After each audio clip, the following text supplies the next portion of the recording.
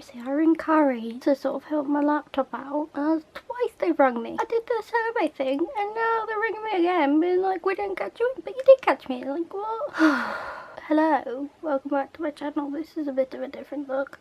These are real glasses. They don't really help my sight just because I have bunny shaped eyes apparently. They're meant to help, whereas I use them to disguise the fact that my eyebrows are terrible. I'm sure that's not what glasses are meant to be used for. The 1st of July, everybody. July is going to be an exciting month because on the 6th I'm going to see Wicked. Finally, I am actually going to see Wicked and I'm so excited. I am so excited. This will probably go up on the day that I go. I've never actually seen it, but I know like For Good and Defying Gravity and Popular, and I did this show with the group I go to. We did it in April and stupid me said, oh yeah, I'll sing Defying Gravity, like the actual proper version, not the Glee version. I don't know why I signed myself up for that because I was already doing another song, so I was like, oh, we did Popular as well, so someone else sang that, I was in that. I don't know why I decided to sing Defying Gravity because it's like, I don't want to say it's hard because, and I don't want to be like, oh, I could sing it, but I got up there and I was absolutely bricking it. Like, I don't want to call it stage fright because I've never really been on a stage before, but I have terrible like anxiety rules my life, and I was sort of on the verge of like being like, no, I can't do it, but then sort of the music started and I thought, oh god, I've got to get up on that stage. Oh dear, I've got to do this now. There's no backing out, even though you said even if on the day you don't want to do it. But sort of by then the music had started, so I sort of thought I can't just go up on stage and be like, I can't do this, because I was like, oh, that would be terrible. And my mum, my dad, my brother came. My brother George was in it with me, and my friend Kevin came. My 2 teachers from Blind Children UK, Lisa and Sharon, came, and my nan and granddad and my aunt and her children came, and I thought, oh god, I've got to do this now. I've got to do this. So many people have just come to watch me and George do our thing. George is doing a scene of Blood Brothers with someone from the group, but I thought, I can't not do this. It was horrendous. It was horrendous, my nerves. I was just sort of like, I actually had to shut my eyes and just twiddle with my plait because I had my hair in 2 plaits. I just shut my eyes because I knew if I opened them and I looked out at the people, I was just gonna cry. But apparently everyone else cried because they enjoyed it, and I was like, oh, that's a shame I didn't open my eyes to see. It was a shame I didn't see that. Like, my mum recorded it, but she didn't record everyone else crying. I was all like, and everyone came up to me afterwards and said that was so good, that was so good. But straight away came off stage, sat on my mum's lap because she was in the front row, continued to have a panic attack, like I was crying, and I was like, couldn't catch my breath, and it's on the video. My mum recorded as well because she didn't turn the camera off, and I was just sort of like, but everyone came up to me afterwards and said it was really great, and they all cried, and I was sort of like, okay, I think that's a good thing. I think that's a good thing. You're all telling me it was good and you cried, even though I didn't see it. Even people I didn't know, like, I was a bit like, who are you related to? You must be related to one of these people. You must know one of these people on this stage.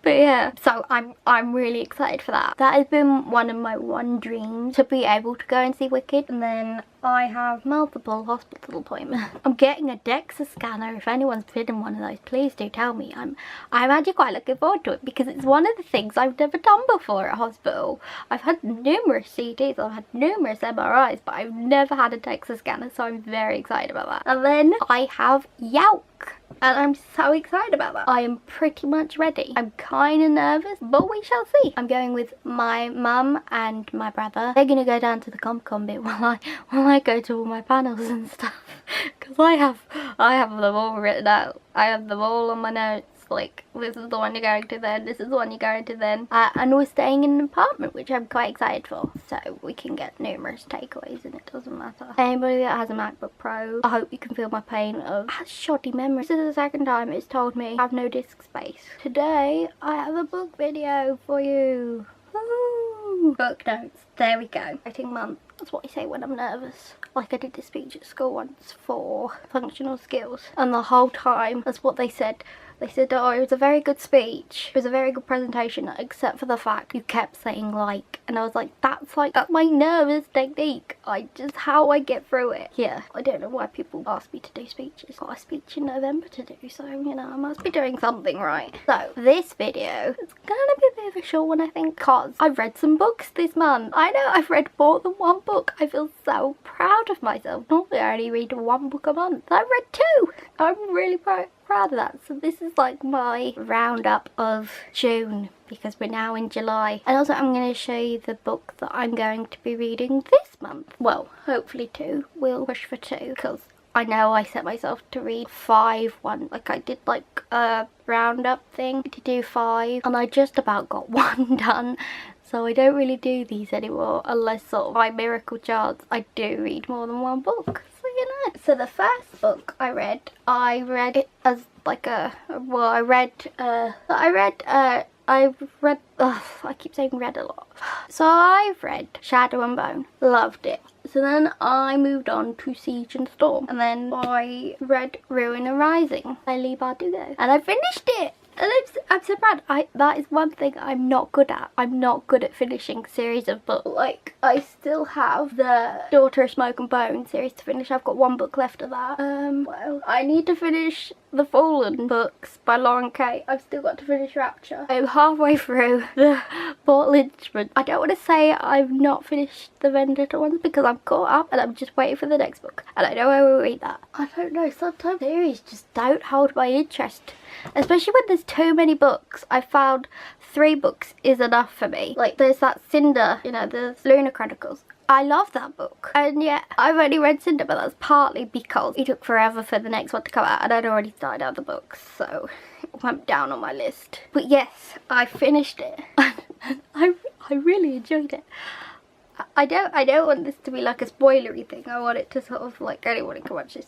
I really enjoyed it. If anybody is doubting why to read this series, I'd say like the last quarter of the book was amazing. Like I was like, whoa. Oh, I've just realised why these don't make sense. They're for Siege and Storm. Oh, I don't want to say what it happens because it's quite spoilery and sort of because it's the last quarter of the book, but it takes a turn that you wouldn't expect. One character I did love. Everybody knows, if you go on my Goodreads, you know I love the Darkling. I don't know why. He's such a bad character. Like, not bad character, but like his motives and everything are bad. But I really like him. And I'm not one for bad characters either. I really liked him. I mean, I liked him better than Mal. But then another character I did love was Nikolai. I loved him. I just sort of thought, if you can't be with the Darkling, be with Nikolai. He's a prince. Not just that, but he's funny and he's witty and he sort of has a way of lightening up the situation. Because, like, especially in the 3rd book, the situation is pretty bleak. You know, he knows I'm not a fan of Mal. I never really was. Even in the 3rd book where his character sort of changed, I don't know, he just seemed very, like, take him or leave him. Other than that, this book's so good, and Siege and Storm was so good, and Shadow and Bone was so good. The 2nd book I read this month was a bit of a departure from what I'd read previously. And this one I bought in Milton Keynes because at school we read this book, but because I was so in and out, like I had a lot of absences at school, I never fully got to read it, but I was there when we watched the movie of it.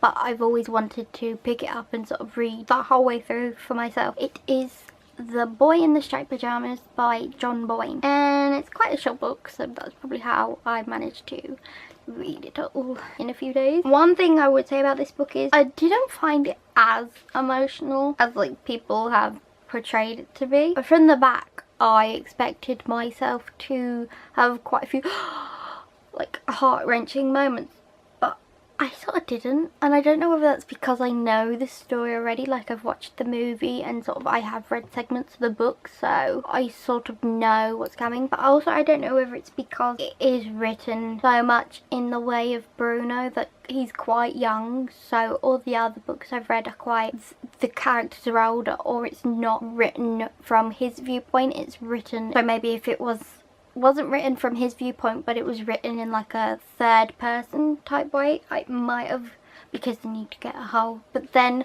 it kind of worked, it not being it being from Bruno's point of view, because you get the naivety of Bruno, which was probably one of my favourite things from the book. Just Bruno's naivety, like his naivety in the situation that he is in, and his ability to have like a filter in his mind to not, and I guess this goes with his age as well, his ability to discount race, discount gender, discount religion, discount ability, discount sexuality, and just be like, you're a nice person, you can be my friend. Do you know what I mean? Like when he's like with Schmel. I don't think, I always say it better in my head, Schmel. And I like how he says with instead of what we all know it stands for.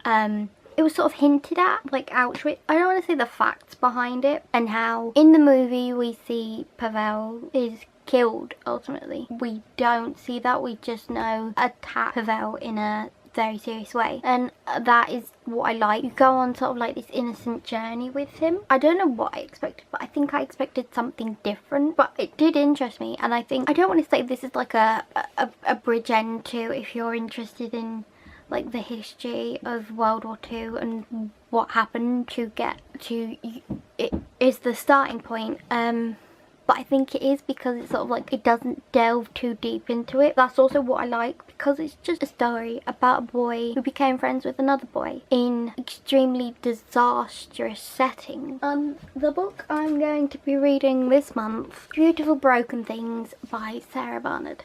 Look at my nice little bookmark. I got it in my Illumicrate box. So I chose this one because it fascinates me, because it's about two friends who have this new girl come in, and how it changes the dynamics of that friendship. And it says right here, a beautiful tale of the power and complexities of female friendship. Because I like the premise of this book, because I have been in similar situations, and I'm quite looking forward to it, because Sarah Barnard, or is it Sarah? Where is her name? Oh, it's not actually on here. Oh, it is. It's not a good cover for vision impaired people. She is at Yalc, so I'm hoping to read this and get it signed. That is what I'm actually aiming to do a lot now, to get all the books read of the people that are at Yalc, so then I can get them signed and be like, when I go to them I'll be like, I know what I'm talking about, how I read the book. If I finish that book in time, I will.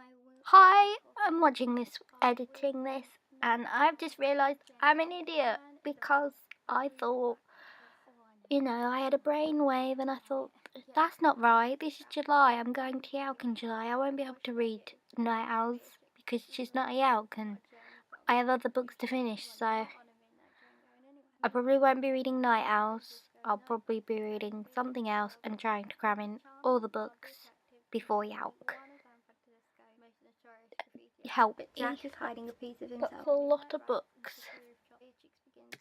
So just forget about what I said about Night Owls, because I probably won't be reading it anytime soon, like this month or anything. Okay, bye. It sounds quite good. The cover is very, like, I never noticed this before, but it's like a city map underneath. That's quite cool. I never noticed that before. Visual impairment problems. But yeah, and it's like gold. It says on the back, I love sprayed. Not spade, that's what you get your dog and your cat. I love sprayed in gold. It's quite cute. So that was my roundup of books for June and my reading list for July. I hope you enjoyed that. I think I might wear these glasses more often. I can sort of see in the viewfinder. I quite like it. Again, they are real glasses. No, I don't just use them for my eyebrows, but they are a good distraction from my eyebrows. I hope you enjoyed this. Like, comment, subscribe, comment what book you're currently reading, what book you'd like to read, any recommendations for books about clones, because Orphan Black. Thank you for watching. Bye.